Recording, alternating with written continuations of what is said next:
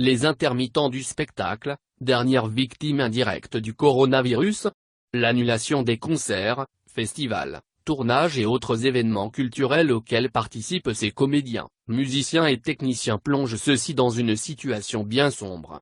Et l'interdiction des événements culturels rassemblant plus de 5000 personnes jusqu'à la fin de l'été annoncée mardi par Édouard Philippe n'a rien fait pour apaiser leurs craintes. Culture en danger, s'insurge-t-il dans une pétition à l'initiative du metteur en scène Jean-Claude Fall. Publiée sous forme de lettre ouverte au président de la République sur le site change.org, la missive a recueilli près de 50 000 signatures mercredi en fin de matinée.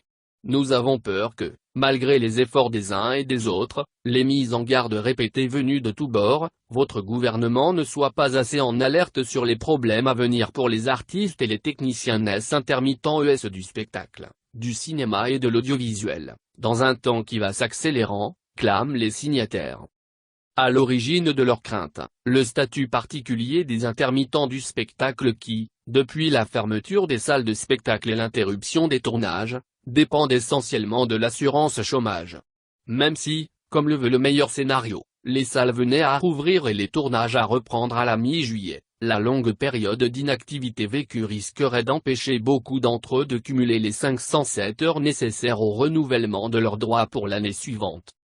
Or, les ministères du Travail et de la Culture ont annoncé le 19 mars que la période de confinement ne serait prise en compte dans le calcul des droits seulement pour les intermittents dont la date de réouverture des droits tombe entre le 15 mars et 31 mai. Année blanche pour année noire ? Les signataires de la pétition, parmi lesquels figurent les artistes Dominique A et Sanseverino, demandent une remise des compteurs à zéro, afin de permettre d'éviter un tsunami social et culturel. C'est-à-dire, un prolongement d'au moins 4 mois, période correspondant à l'arrêt de leur activité, de leurs droits. Une période qui pourrait être prolongée à 1 an pour les intermittents travaillant sur des événements reportés à l'année prochaine.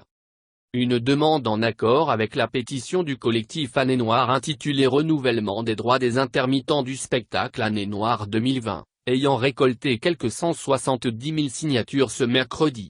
Adressée à Muriel Pénicaud et Franck Riester, elle demande le renouvellement automatique des droits des intermittents lors de leur prochaine étude d'ouverture de droits. Lors de son audition devant la Commission des affaires culturelles de l'Assemblée nationale le 23 avril, Franck Riester a expliqué vouloir faire évoluer les dispositifs d'urgence, y compris après le 31 mai, pour maintenir l'accompagnement et n'oublier personne. Interrogé quant à l'idée d'une année blanche, le ministre de la Culture n'a pas pris position.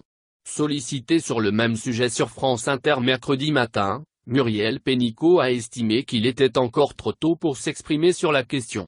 Elle a en revanche annoncé la neutralisation de toute la période de confinement pour tous les intermittents.